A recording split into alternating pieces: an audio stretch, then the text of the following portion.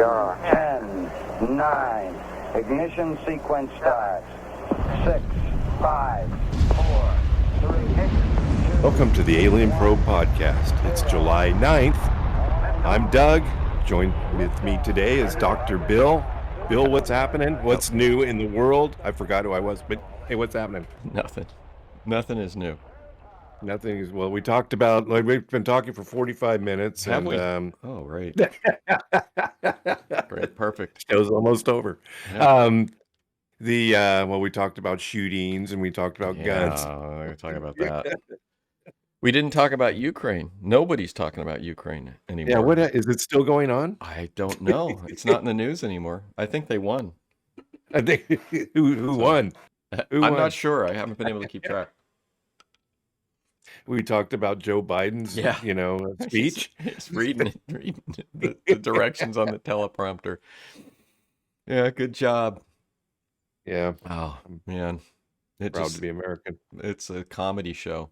It's a giant comedy show. Yeah. No, well, I was gone because of COVID. Yeah, you were absent. Yeah. You were on leave. Did you quarantine? Did you quarantine, Bill? Sort of. I still had to go out and do things, but I made sure that I didn't wear a mask. So Did you go in the gun store without your mask on while having COVID? No. Yes, we mentioned there's a gun store down the street from me, and I went down there because I hadn't driven the car for like a week. Yes, I pretty much quarantined. I stayed home for a week. I didn't go out, and I hadn't driven the car for a week, so I ran down the road. There was a gun store like 5 miles away, so I ran down there and popped in to look around, and I was just telling Doug that the modern gun stores look like a armory from Aliens, the movie. It's like solid walls of black guns, and all the handguns look like the space age handguns. It's like a 23rd century armory. So it's I guess the days where you'd walk into a gun store and look at a nice shotgun or a rifle with a beautiful stock and precision machining for the bolt and all that stuff. I don't know if that's true anymore. Although I went into interestingly enough, when I was in Italy a few years ago, I went into a little gun store across the street from a restaurant and had a really nice conversation with the owner. But they were selling sort of higher end stuff. And a big giant guy came in to buy a knife. Oh, really? Yeah. Oh, that's nice. Yeah, he was very nice. He was huge, though. I mean, he was like God, what would he be? Probably 6'5". He had to be he was at least 250 pounds. He's probably more than that. And he was buying some sort of knife or something from the guy, and I talked with him. Yeah, it was nice. He'd actually been to Florida, and so we chatted a little bit. But yeah, it was a nice little store, but it's like an old-fashioned traditional gun store, and not the modern American gun store where you walk in there and it's a wall of black guns, ready for the 23rd century Marine platoon to arm up. Well, they got their spot to find them. Yeah. Hey, I have to COVID. Hang on.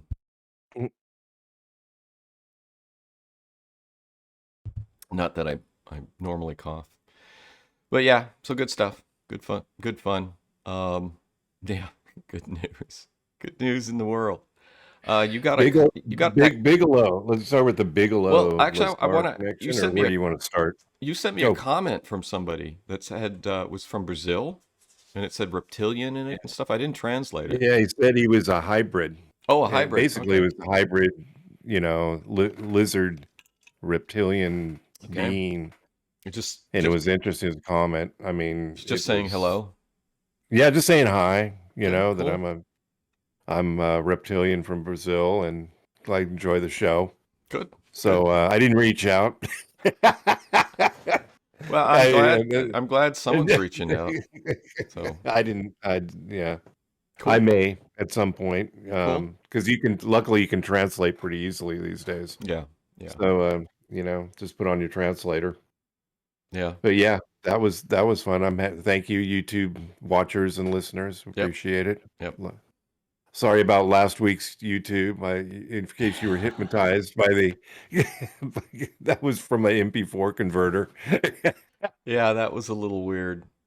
So, yeah, good job. Was hypnotized. Did you get the subliminal message that was inside? No, I didn't. I did not. So, if there was one. So yeah, let's go. We watched 2 hours of interview, really good interview with Bigelow. Robert, is it Robert Bigelow? Bob Bigelow. Bob Bigelow. And he was interviewed by George Knapp, who's a great reporter. And yeah, so what'd you think of it? I thought it was interesting. It was interesting. I like the Lazar connection, and he didn't. He had some interesting comments about his. I didn't realize that he actually fired Lazar for using his. He set Lazar up in the lab in a warehouse, and then Lazar He wasn't doing anything. proceeded to store furniture in there. I think Lazar mentions that in his book, and I don't remember the details, but I think Lazar actually mentioned that. Well, but he did say some positive things about Bigelow. Did say some positive things about Lazar, which I thought was interesting. Said he tried to entice him with money and trip him up, and it didn't happen. Lazar definitely was not interested in making any money off of him, and he. What would you say his level of Bigelow's level of believability for Lazaro? Would he say it was 50-50? Well, he said no. Well, what he said was, if you're gambling against him, you're going to lose. Against his validity, you're going to lose. He's not 50-50. He believes that the story's true. It's higher than that. So yeah. Okay.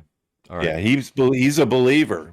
And he didn't actually come out and say it like that. He said, if you're it's weird because Bigelow dances around a lot of topics when he starts talking about Skinwalker, and he talks a lot about, life after death. He's lost a lot of people. Yeah, his son, his grandson, his wife. Yeah. But he's old. He's a little older, but it's not weird. I mean, it's probably typical in cases, but he's wondering and his dad died in a fiery plane crash. Yeah, great. And he's just, when he was 18, first year of college, so that affected him, obviously. I mean, that's the same age my dad. I was 19 when my dad died. Yep.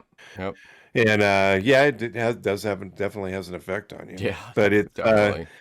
The thing is, a lot of talk about life after death. I mean, that's part of what is his organization? He's got this organization now that he's heading up. And I don't know the name of the new organization. It's easy to find, though. I've looked at the website. Yeah. And he's got Elizabeth Keene, who wrote that book on UFOs and has been in a lot of she was one of the authors on that breakout article on UAPs, UFOs in the New York Times years ago. And she's also doing stuff where she's pursuing life after death things. She's involved with him, from what I saw on the website. But I don't remember the name of the organization. He used to be involved with NIDS, which is an organization he started called the National Institute of Discovery Science. And that was investigating UFOs and got involved in the Skinwalker Ranch. And they were also doing life after death stuff or psychic stuff, ESP stuff. And then NINS, I think, sort of, he implied it fell apart. Yeah. Yeah. And it just, The Skinwalker connection. I mean, you remember the DIA guy? I didn't mention him by name. He just kept saying that the government did really well by hiring this guy, and they had a meeting in the manager's house at Skinwalker. Of course, this is all before our current Skinwalker thing, because while Bigelow still owned the property, I believe. Yeah. And the DIA guy said, I saw something when we were having this meeting, and he wouldn't even tell him for a long time what it was he saw. Yeah. And it turned out it was an elevated cylindrical spinning something that was in the room. I don't know if it was in the room. I believe it was in the room, and it was not I mean, it was elevated. It was What spinning in the air, and what I it don't was weird. understand, if you're sitting at somebody's dining room table across from somebody and you're seeing something floating and spinning behind somebody, are you going to not say anything? I'm going to go, "What the fuck is that?" I'm not going to sit there and go, "Oh, I'm not going to I think I'm just losing my mind and I'm not going to say anything to anybody because Well, I think he was feeling like it was a show just for him. So since he was who he was it's a with the special DIA, special. I mean, if you were with the DIA and you see this happening and you know about the history of Skinwalker, you're thinking this is a show maybe just for me. Hmm. And if I say, "Hey, does anybody else see that?" and they turn around, they don't see anything, they're going to think you're nuts.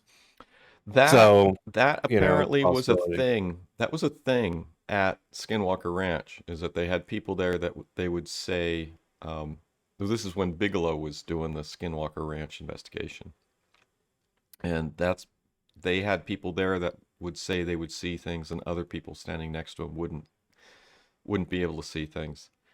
And I am not believing that. Well, I mean, people. You know, I don't know. I don't know. All right. You're, I you're, just finished reading The Hunt for Skinwalker by Colm A. Kelleher, PhD, and George Knapp. And there was also a documentary based on this book, which I watched it like last year. And there was a lot of that. Once Bigelow came in, his people came in investigating the ranch. You would have people that would say they would see something, but other people wouldn't see something, like standing next to him. And you can't investigate anything under those conditions. yeah, you have to collaborate any size like a UFO sighting. Another person has to see it in order for it to You, be, you need well, you know, you need legitimized. you need reproducibility. Yeah. So basically, it's like if you and I are standing next to each other and we see a UFO, we both need to be able to see it. Um, Yeah. so um, so yeah, that was interesting, and that was with Bigelow was with the guy at the ranch, and but he also he's I just finished reading this book, The Hunt for Skinwalker, and Bigelow was saying that they would there was like pictures and all sorts of stuff that they would send him that would happen in almost like real time circumstances on the ranch. So I'm not really sure I understood exactly everything that he was alluding to. Um, So he was managing the project like our guy is now today with the new Skinwalker deal. He was managing offsite. yeah, he's which makes it hard. Um, and one of the questions that comes up, they investigated, I think, for 4 or 5 years. Bigelow did, and I mean, I was reading this book, and actually have a statement in here. Um, he says NIDS. This is the chief scientist that was on the project for Bigelow at Skinwalker Ranch, and um, you go through and they talk about all the stuff, and this is the concluding paragraph to their investigation. He goes, NIDS participated in multiple expensive forays into the analysis of purported extraterrestrial artifacts and even alleged extraterrestrial biological tissue. But without exception, the results of our analysis yielded only terrestrial signatures. In fairness, we should point out that the many attempts made in the past to analyze physical objects or artifacts said to come from UFOs yielded not a single piece of evidence of extraterrestrial origin either. All artifacts, pieces of metal, or other objects from purported anomalous origins have yielded uniformly terrestrial signatures after being subjected to metallurgic, chemical, physical, biological, or other analysis. This includes the analysis of isotope ratios in metals from unusual sources, all of which yielded nothing but terrestrial signatures. To our knowledge, not a single piece of metal or artifact acquired in nearly 60 years of research has survived scrutiny and is still regarded as genuinely anomalous. And that's, that's that's at page 218 of this book. It's anomalous, but so it says yet it says anomalous, yet it says terrestrial. I mean, is it terrestrial, or do we know it's terrestrial, or do we not know it's terrestrial? Well, he You said know what I mean? all of which yielded nothing but terrestrial signatures. But then you're making a good point, because you're going to come up with what is a terrestrial signature, and given that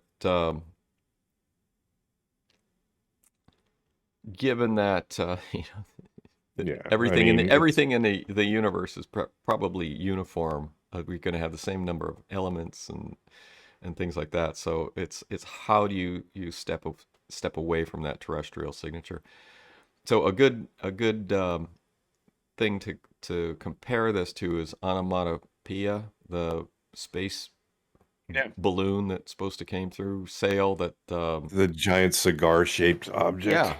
the signature from that is very unusual. And so Avi Leob is speculating that it was a light sail, and the counter speculation was that it was a giant piece of frozen nitrogen. Oh. So, I mean, and he's argued against that. No, I haven't finished reading his book or anything else following up on that. So how do you, I mean, you can always come up with alternative analysis and interpretations.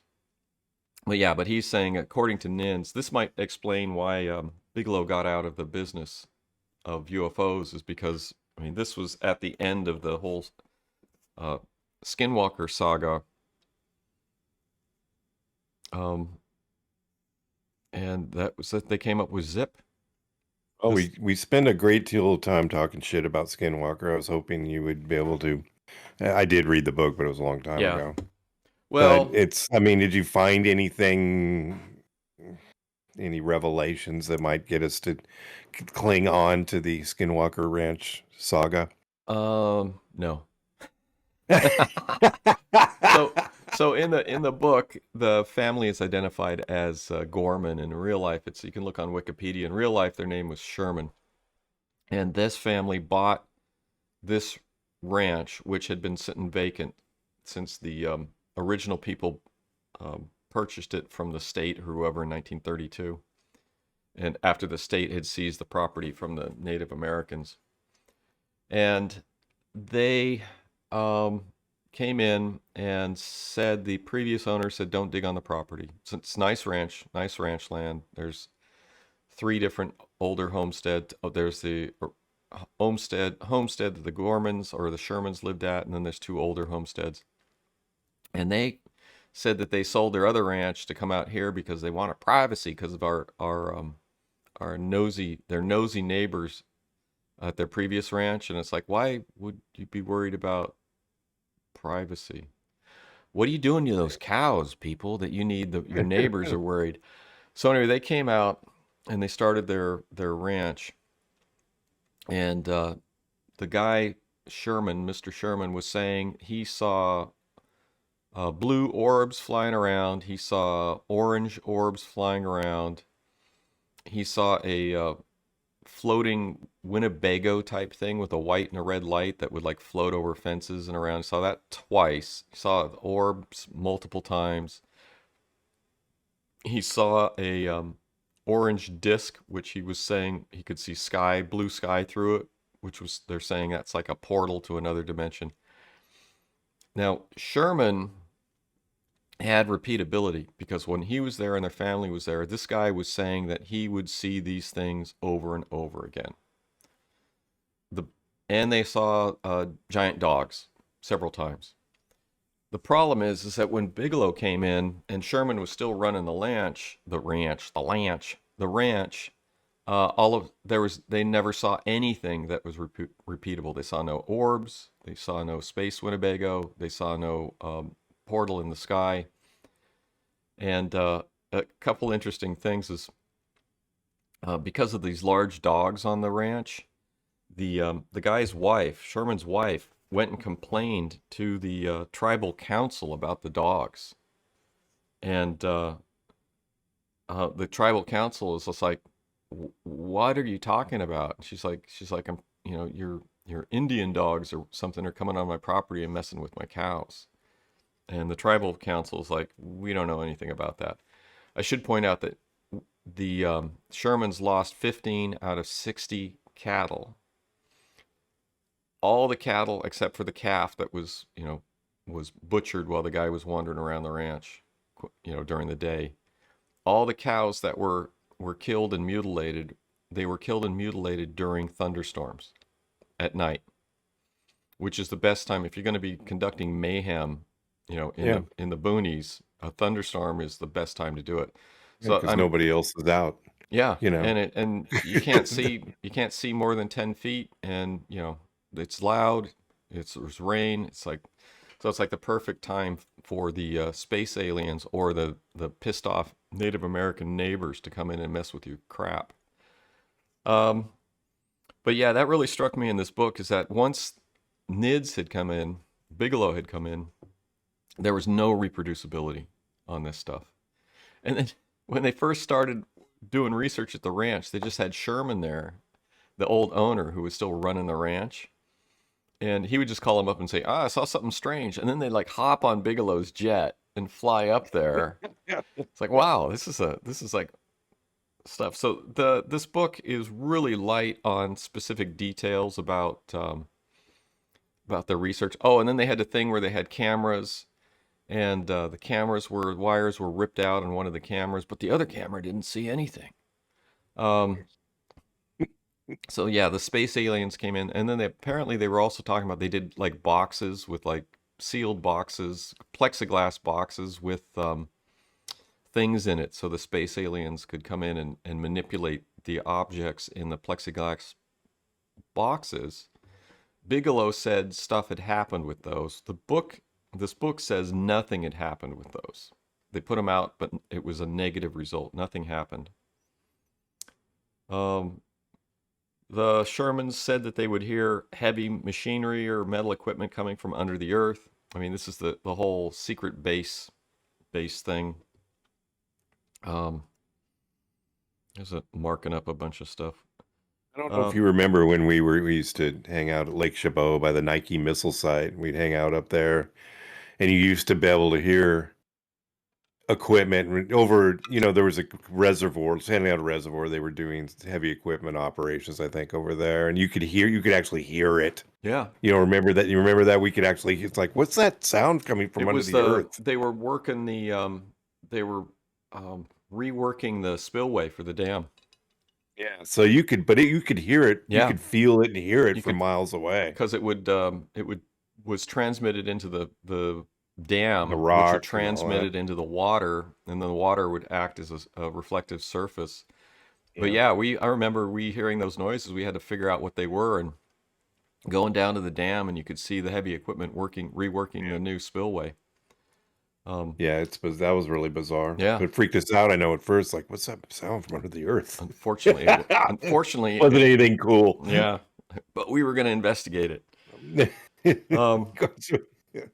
Yeah, like little Johnny Quest. We went into the Nike missile site. Yeah. Investigated down there. The abandoned Nike. No, it wasn't abandoned. It was active. We got past the dogs and the guards.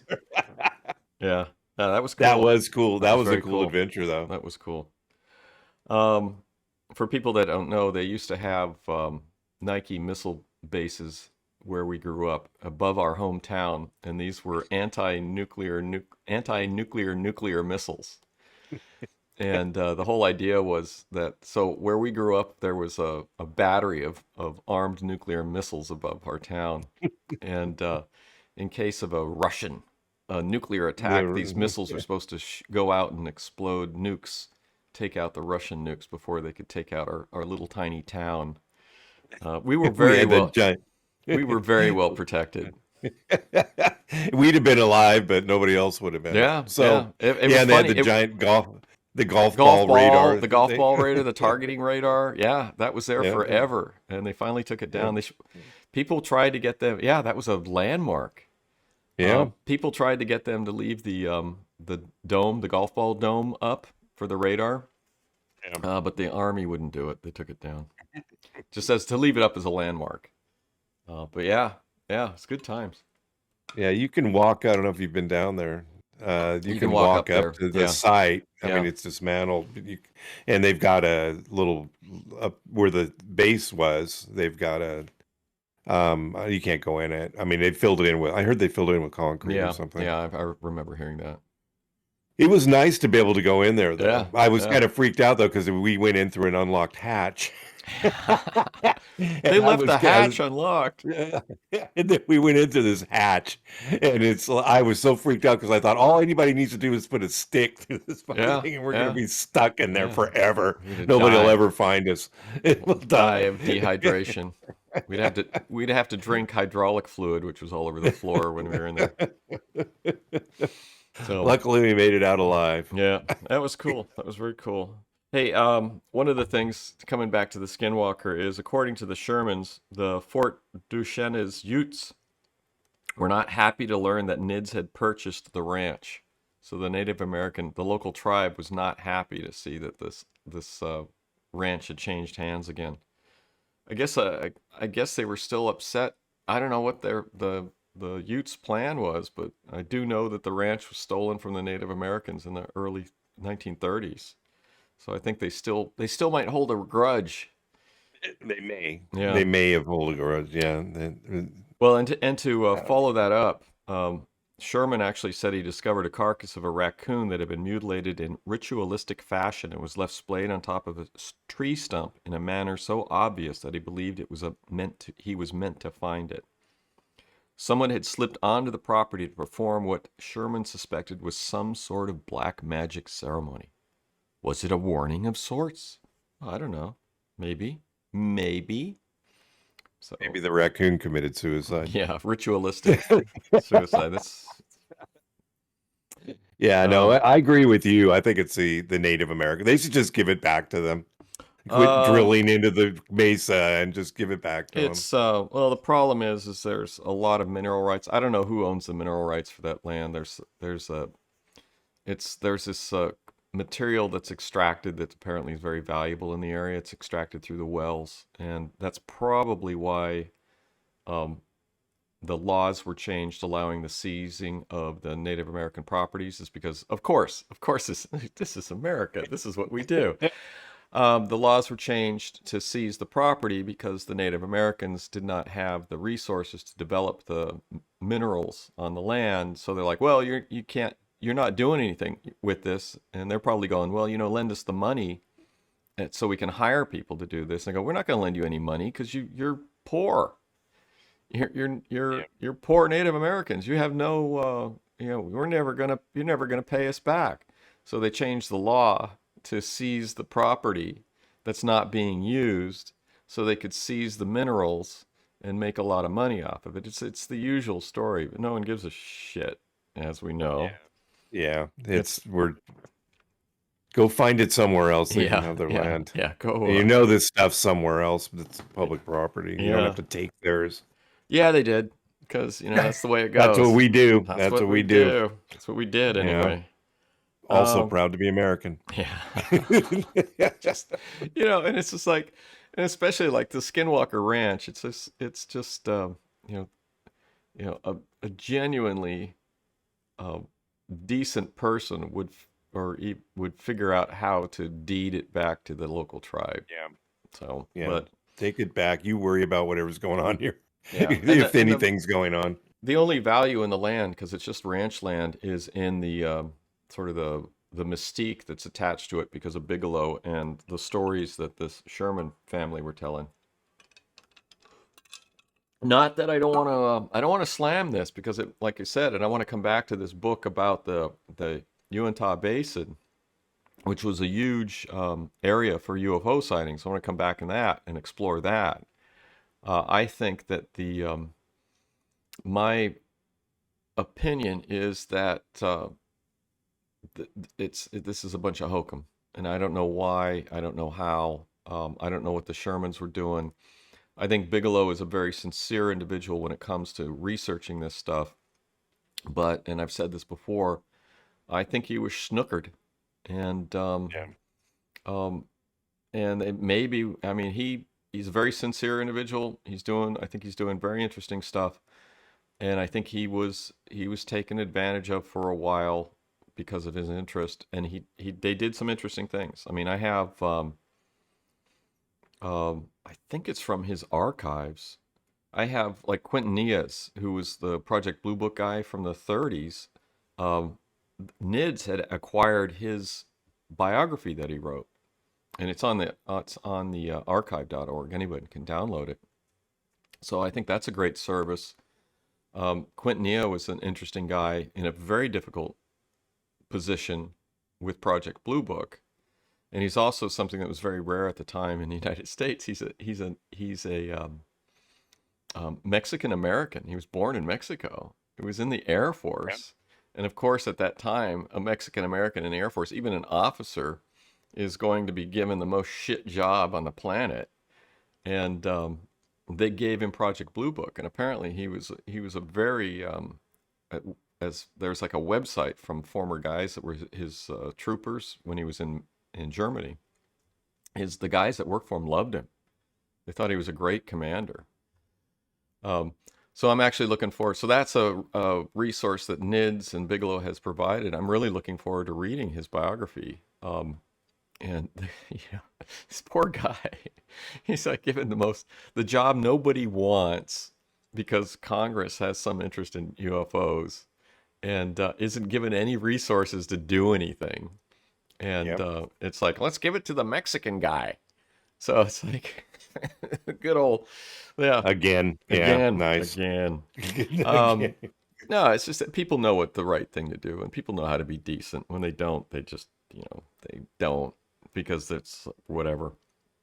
They talked about, Knapp talked with Bigelow about Element 115 and Yep. Something I had to look to see. I wrote it down. Aerogel. That's something I haven't I may have heard it before, but it didn't sound familiar. Have you? I have, and Lazar actually sells it on his at his company. His What nuclear. is it? It's Is it a packing material? Because they kind of indicated Bigelow indicated it was a packing material for Element 115, but he really wouldn't comment on Element 115. The implication, I'm going to look it up. The implication from the interview was that the aerogel, I can't spell. Lazar was saying that the aerogel was sort of part of the space alien package with Element 151. It's a class 115. 115, sir. Yeah, thank you. We don't want to confuse anybody. It's Area 51. It's derived from a gel. Well,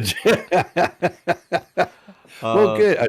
The flying gel. Yeah, it's very low Aerogel. density, extremely low thermal conductivity. I want to look at what properties.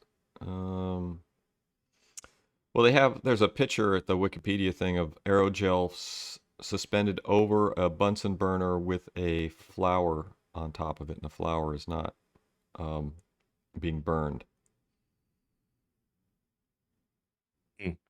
I think I've actually handled aerogel at one point. Somebody had some somewhere. Aerogels are good thermal insulators. It was manufactured, right? It's not some weird. Yeah. Thermal conductivity smaller than the gas they contain. That's interesting. Solid gel polymers. Waterproofing. Porosity, material, silica, aerogel. Yeah, it's a, I don't know I'm just looking for what it's used for, carbon. Can you get it online? Can you order some? You can order it through on Amazon. You can order it. Yeah, you can get it online. You can get, Lazar's company used to sell pieces of aerogel. Applications, here we go. Oh, so they used it as a stardust collector in a satellite and to cosmic dust tracks from comet, stardust, oil absorption, aerogel juice variety, thermal insulation, chemical absorber for cleaning up spills. Does it say when it was developed? What year? Um, Wikipedia. 1948. Oh, that's No, kind of no, interesting. I'm not. I'm making that up. I'm making that up. That'd be The first aerogels were produced from silica gels based on blah, blah, blah. Carbon aerogels developed in the 80s. Oh, wait, first documented example was created by Samuel Stephen Kistler in 1931. that's interesting. As a result of a bet with Charles learned over who could replace the liquid in jellies with gas without causing shrinkage. Shrinkage is, I worry about shrinkage. It's a concern for a lot of It people. is. It's a big deal. Just don't go swimming in cold water. It'll be fine. Right. That's right. Yeah. So yeah, it's been around for a while. So it's pre 1930s. So it's pre, Roswell crash. So There could have been. There's other crashes. I mean, that was just, yeah, highly publicized. I mean, we could have been working on things, but with reverse engineering, another thing that Bigelow had mentioned, I don't know if you caught it, that the only way to do proper reverse back engineering, he called it reverse engineering, whatever, is to do it in zero gravity, and way to properly do it. I'm not sure how. I'm not sure why he thought that.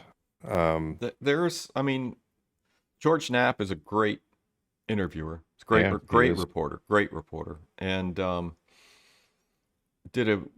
was 2 hours, and I mean, you could sit down with Bigelow, and you could talk to him for another 10 hours. Yeah, he's fascinating, and yeah. So the problem is that he throws these little things out, and they're intriguing, and yeah, the follow up is I mean, I'd love to see more follow up on this. I'd love to interview the guy. So he's done some real interesting thing. He's made a lot of money, and he's done some real interesting stuff. So let me look at the Skinwalker book a little more. The Gorman, this kills me. The Gormans would always have to check, or the Shermans would always have, at Skinwalker Ranch, would always have to check their salt and pepper shakers, because the salt and the pepper would be switched. So these trickster space aliens would be messing with their salt and pepper shakers. So this is just like, and then the previous people that owned the ranch had double locks on all the doors of their cabin, or their house. So they had a lock, so you could lock yourself in a room, or once you left a room, you could lock the door. So, and I think that was to prevent people from sneaking in and messing with their shit, because everything is double locked. So it kept the weird stuff coming down. And I think it's just a lot of the stuff that the Shermans were seeing was Native Americans, probably teenage boys, is my speculation, would come in, and that would be part of the game, would be to come in and do this stuff and not get caught. So especially, when I was reading this book, I was thinking about that. They have that mesa, which goes up about 100 feet above the homesteads. You could lie at the top of that mesa and watch the homestead and see exactly when people leave, like the wife would go to work, or the sons would go to school, and the dad would, you could lie up there and just watch them. And I mean, you got a sweeping view of the entire ranch. You can see exactly where everybody's going and what they're doing. It's perfect for messing with somebody.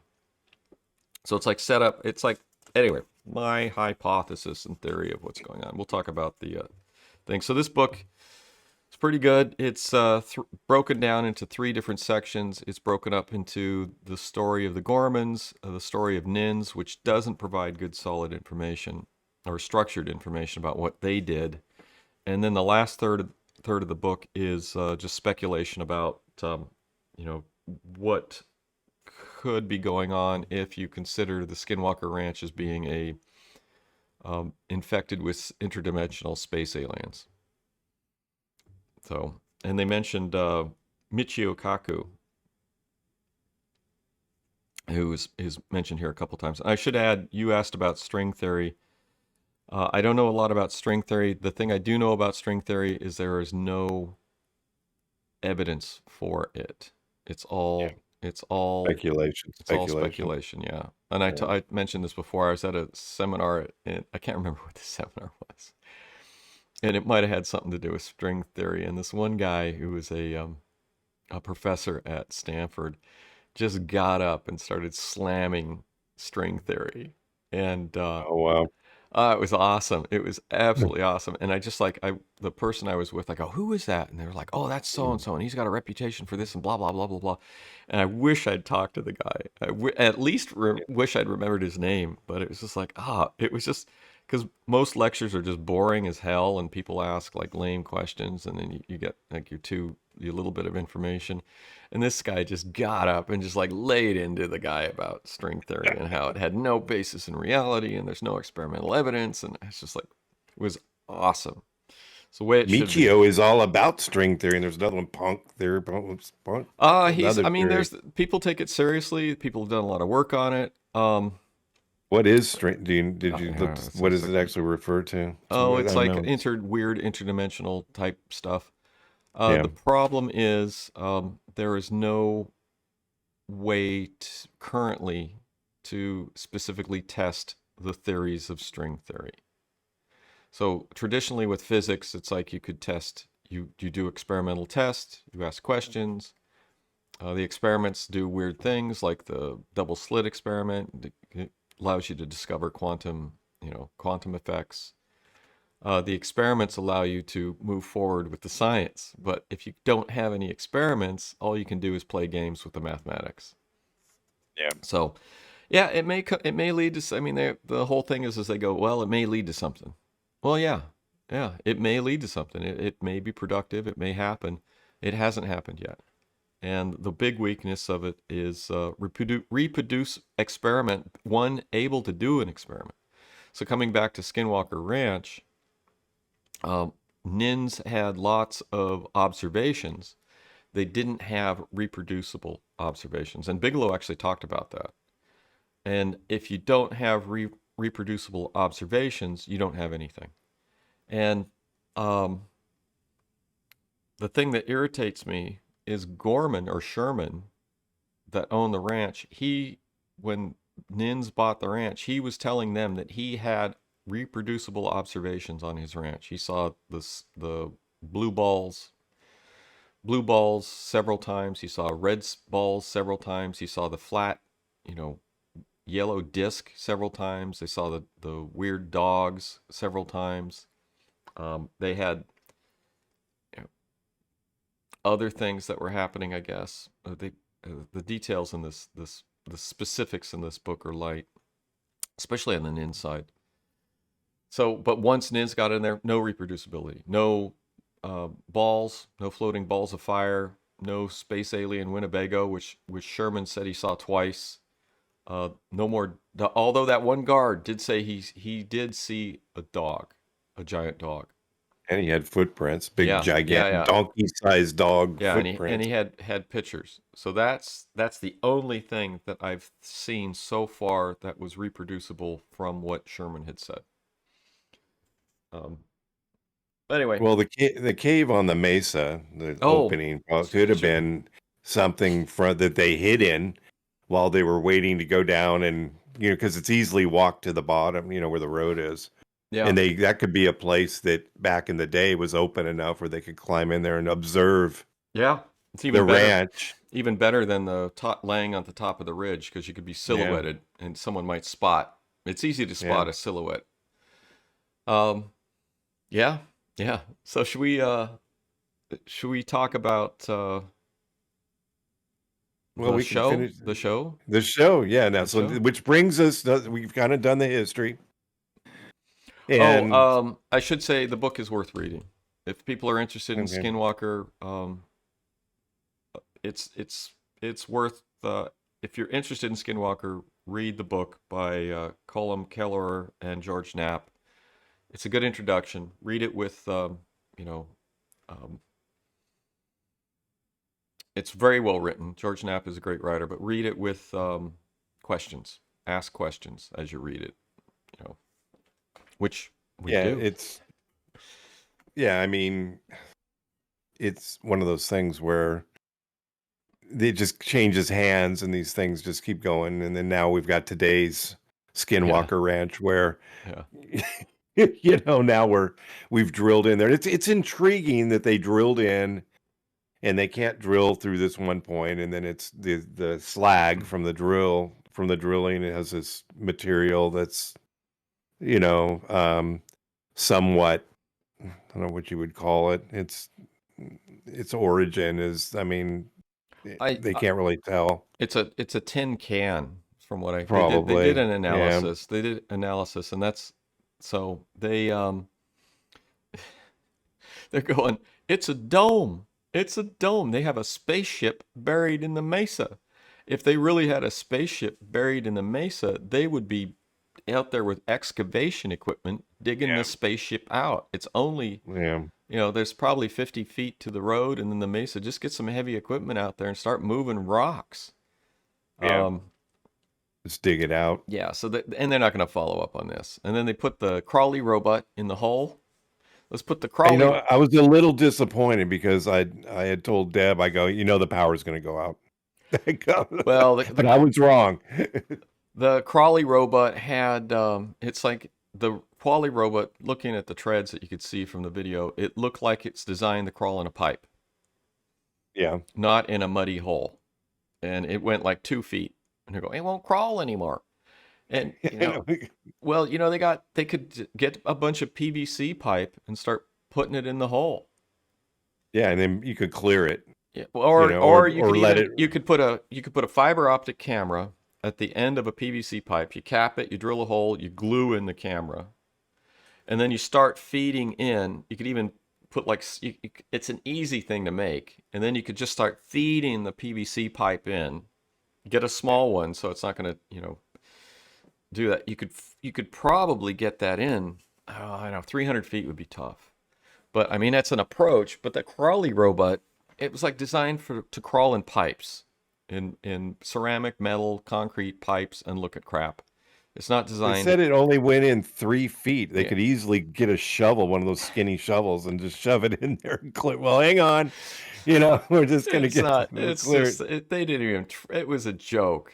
It was like this, and the guy. I'm sure the guy that brought the thing. He probably looked in the hole and says, "This isn't designed to crawl in a mud hole. It's designed to crawl in pipes." Oh, and then they go up to the other thing and they drop a fiber optic down because this guy had a good fiber optic with pan and tilt. And lo and behold, the hole is now blocked, so we can't go look at the candy wrapper at the bottom of the hole now. the Mars bar wrapper that's Yeah. down there. Yeah, and then Yeah, and how big's this rock? It's a big old rock. I mean, what do they mean by that? They're trying to make it seem like it's a boulder, and it's probably just like just one of those slag rocks from, the gold mining days where they have those cobbles. A cobble kind of fell in there. Just yeah. clear it. It's 20 feet. Get a 20-foot stick of, like you said, 20-foot stick of PVC pipe and ram it down there and clear the hole. Yeah. It's just it's like they're not. They're not even It's trying. like they're not very creative. And they're not. I mean, it's the whole idea is that I think, yeah, Now they're what not do even we trying. do? Oh, and Now then what do we do? I guess we can't do anything. We got to stop. We got to give up. And then the other hole that they drilled last season, it collapsed around the drill hole, and they're all like, "Oh, this is a weird coincidence that this has happened." But then you also notice that if once they pulled back from the hole, it's like the road was all wet, so they've had like a bunch of rain, and then they have a hole that they drilled, and it collapsed around the hole. And it's like, the hole collapsed because of the rain. It's like, oh, it's because of the drilling and all the other stuff we're doing. Come on. And then they do the analysis where they sit down and said, yeah, we had a metallurgic analysis of this metal on the that we pulled out of the drill hole, and it has tellurium and europium, which are very rare elements. I was like, oh, that's interesting. That was really interesting.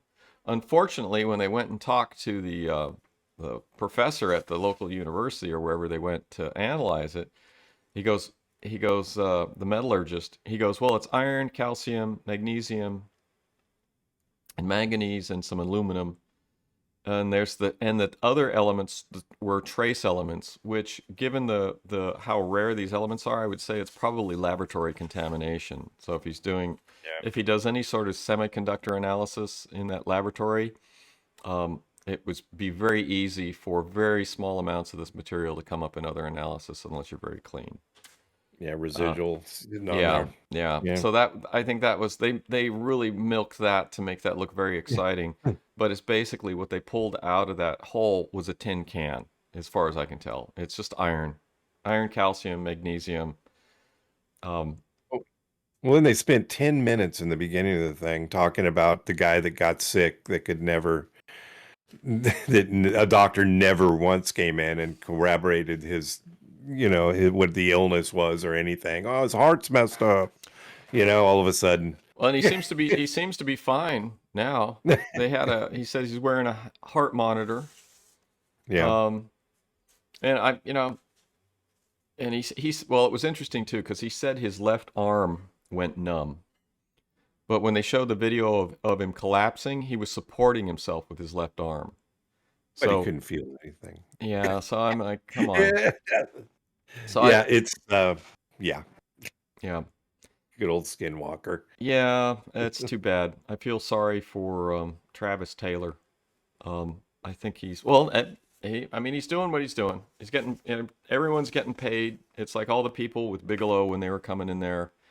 Everybody's getting a paycheck, and if your paycheck depends on finding stuff, you're gonna find stuff. A lot of times for a lot of people. So it's funny. Well, it's just like Oak Island. How long? They've been drilling in there for years, and nothing significant has really been found. Yeah, that's what you would think. Like Captain Cook. Who was there? Captain Kidd.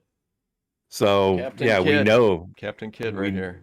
So this is the new Skinwalker's the new Oak Island. So you're watching it every week and they're not really finding anything.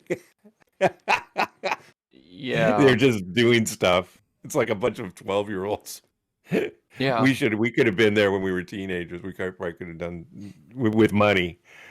Oh, with money. We could probably have a better time than these guys. I mean, this group seems really uptight. Yeah. So the cast is, I don't know, they're just really, it's an odd cast too. I mean, it's bad acting almost. You see that I felt sorry for the security guy, the head security guy. So he was helping the other guy, they were shoveling the drill pit, and the guy was just covered with mud. There's some security guy. What's his name? I don't remember. That's a weird name. Hang on, I got a cough. Yeah, but it's like he wears black, so it's like, and that clay was just all over him. He was like splattered all over. So it was sort of. This is what I got to do. I'm the security guy, and I'm digging this hole. He was helping. I mean, he's doing. I mean, that's part of the job. So you got to appreciate the guy for jumping in like that. But he really wasn't dressed for it. And then they had an earthquake or something fall. Yeah, they had the trimmer.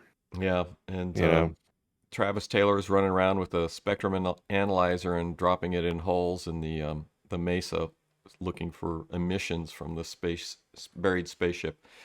And then they talked about a lot of the stuff where they're saying, hidden base and this other things. And that's a lot of speculation in the book. They talk about that type of speculation. But other than that, I have watched all 2 seasons of Blind Frog Ranch. I don't want to talk about it. It's also like Skinwalker, but they're really trying to sort of milk the mystery, and they're not doing a great job. The guy I sent you, I know you didn't watch it, but the guy gave a talk at that UFO conference that was just recently, and the guy that owns Skinwalker or Blind Frog Ranch, he's saying that his daughter was in the hospital and a spaceship was above the hospital, and space aliens came in and healed his daughter. And they drilled at the ranch and drilled through a blue layer of soil, and it like opened up an insulator, and there was like purple lightning and flying saucers appearing over the ranch after that happened. And he said that a flying saucer appeared over his house because he worked with some retired CIA colonel who's now dead, who was in communication with the space aliens, and he was saying communicating with the Galactic Federation. So he's full space alien contact guy. Wow. Not him, Wow. but this dead retired CIA guy was in contact. So he's saying that the governments are in contact with the Galactic Federation. Oh, no kidding. Yeah, and they are they like he says, and he says he's seen these spaceships, and the space aliens healed his daughter when she got sick. Although he only had a little bit of the blue dirt from the dig at Blind Frog Ranch for analysis because of his divorce. He lost his bucket of dirt, which happens when you get divorced. Yeah. So He lost custody. Yeah, lost custody of the bucket of dirt. That was they fought over that. Their lawyers had to negotiate for 2 weeks, but over that bucket of dirt. So, but yeah, it's an interesting. He's definitely in the woo. So for Blind Frog Ranch, but the show, like I've said before, the show has some real fascinating possibilities. Check it out. I mean, watch it. We can talk about it. Yeah, one of the guys at work is really into it. He said the same thing. He goes, "It's worth watching." Yeah, I'd say it's worth checking out. They do some good stuff. I really want to see the third season because the last show of the second season, they went into an abandoned mine. They drilled into what obviously is an abandoned mine, and there are supposed to be some sort of cavern system, and there's this wooden structure that is hundreds of years old. So they have some genuinely interesting mysteries, but they also seem to be sort of milking the fictional aspect to it too. They had some guy was on one of their game cameras, acting weird, and they go, "It's a Skinwalker," and then they found a bunch of coins that were, if they were genuine original Mormon coins, they would have been worth like $1 million, but they were artifacts. And it's like, look what we just happened to find. So they are they're milking the entertainment side of it a little too much, and I've said it before, they do have interesting things on the property, and if they should just approach it genuinely, it would be a lot better. But now I just saw the talk with the guy talking about space aliens healing his daughter, so I don't know. Take a picture of he's had ample opportunity to take pictures of space aliens and their spaceships. He needs to do it. Maybe he can't anymore. His contact with the Galactic Federation has died, and he may not be able to reestablish that link.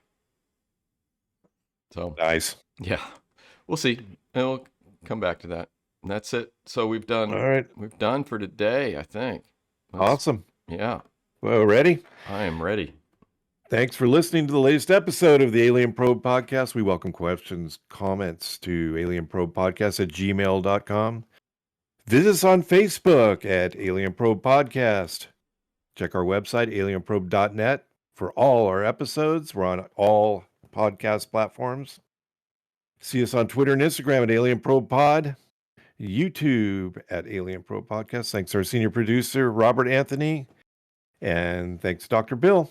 Okay. We'll talk to you soon. Watch the skies. All right. Watch the skies. Watch the skies. Bye-bye.